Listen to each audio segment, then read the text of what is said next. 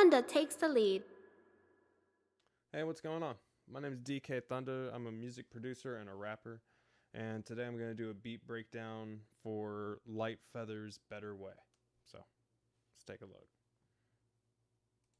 So, she had sent me this raw piano line. Kind of started to feel out like the basic little areas it was going. At that point, what I did was I took that little part and ran it through a pair of return effects.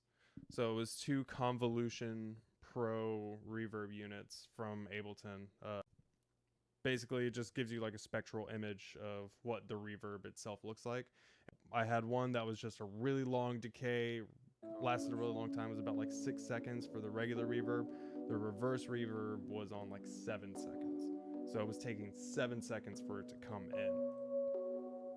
What that ended up doing was giving me this big swell going around whenever those piano parts would start.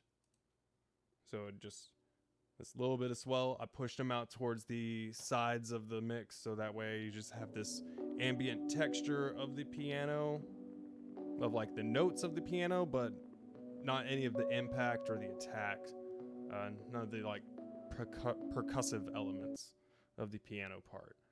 And then the only other thing that I did to the piano part to make it a little bit different was for the verses, I put it on reverse. So to the reverse side.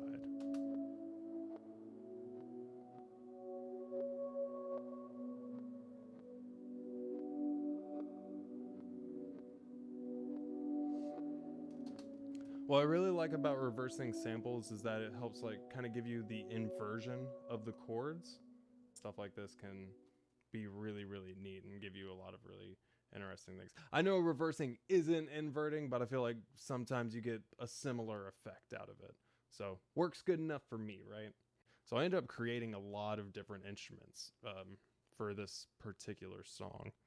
The first one I think was this little 808 drum pattern that was this.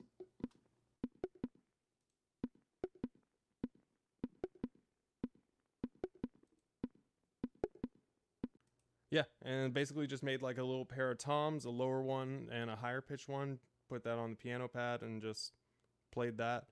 Basically just took all the, just did really short decays on everything, short releases on all of the parts. It was an operator, so it's a FM instrument. I think there was like one square wave and then everything else was sines. But short decays, short releases, and yeah, that's pretty much it. That's pretty much how you make a drum sound. There was this like little analog guitar echo. So I've always been a big fan of like echo guitar parts. First guitar pedal I ever bought was a delay pedal. And the first thing I learned how to do was do obnoxious, shitty time warps with it. So I've always been obsessed with doing stuff like that with any other sound that I can. So I started it with this particular instrument. When you take all the special stuff away, when you turn off the echo, the delay, and the reverb, and you just play that instrument by itself, when you really break it down, it's just a pad at the end of the day. But it's all the additional parts you put on top of it. It's the LFO, the square LFO that gives it that choppiness back and forth. Like the echo has all of the weird moving analog-y stuff, the ducking and the wobble and the noise. The delay is going to be clean and just pristine, and the reverb's just to give it a little bit more space and throw it into the back a little bit more. But that really helped to bring a little bit more of like a band vibe, I guess, you know, just to have like more of that little like dub guitar effect. There's always something really emotional about that. And so you see somebody hitting them like, and I don't know, there's always a big emotional content to that hit. So I wanted to make sure to include that whenever I was making the song. Next up, we had this operator pad. It was on a really slow attack, long release. If you ever want to know how to make a pad, it's like this. The easiest way to make a pad is just have a long attack, have a long release, chorus, reverb, chorus. You're done. You're done. Like, that's all that's ever needed for a pad. But what I did with this one in particular was I added just this little bit of pitch envelope and that little bit of spread and the time on there. That just helped to add like a little bit of upward swing, so it starts a little bit higher on the pitch and it slides down to what it needs. And I think that helps give it the kind of like 80s tone to it.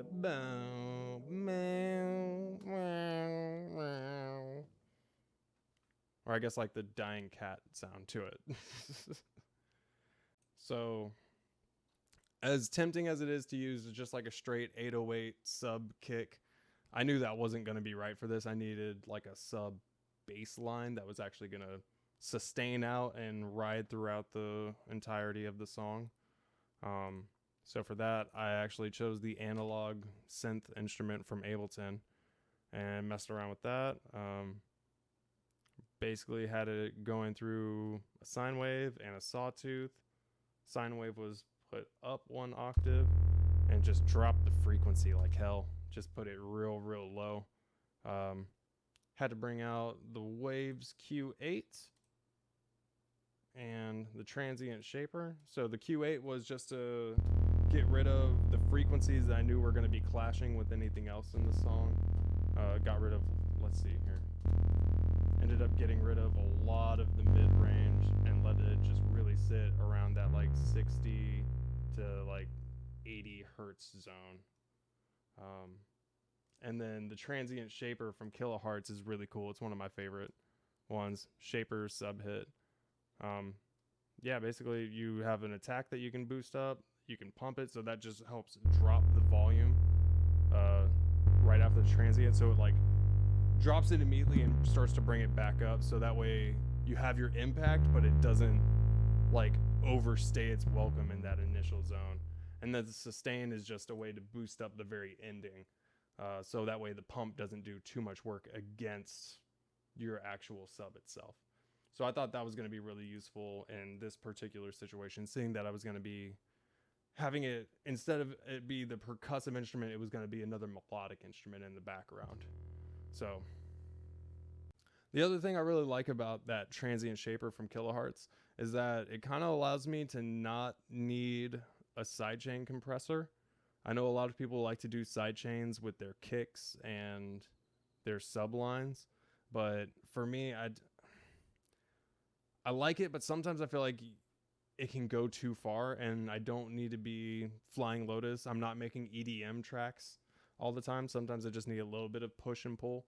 And I feel like that transient shaper kind of helps me get that every now and then. But the number one thing I can say to anybody that's producing is learn how to make your own instruments. Like, and especially like once you know how to make a pad and it's like, okay, slow attack, really long release, chorus, reverb, chorus. That's it. That's all you ever need to be able to make a pad. And then you adjust little parameters to be able to make a new sound for each individual application. But once you know how to do that first part, you're always going to have an answer for what you want. And if you're a producer and you're watching this and you want to know how to make your own sounds, look up Francis Prev, watch and learn. I might put a link. I can't hear it. That's a box. That's a box that you can click a link in. So last off, we got samples, which pretty much everything that I use for samples for drum kits comes from r/drum kits. Shouts out to Reddit, I guess. The first one I used was the Hacked My Snapchat snare. Then there was this Sample God Boing snare that I got from the Kenny Beats Discord. The Sad Emoji rim, which came from Internet Boy's Anti-Cheeks kit. That's probably one of my favorite names for a kit ever. And then S1 Ninja, the Yamaha hi-hat. And that was pretty much it. I'm looking for a better way. Everybody makes mistakes.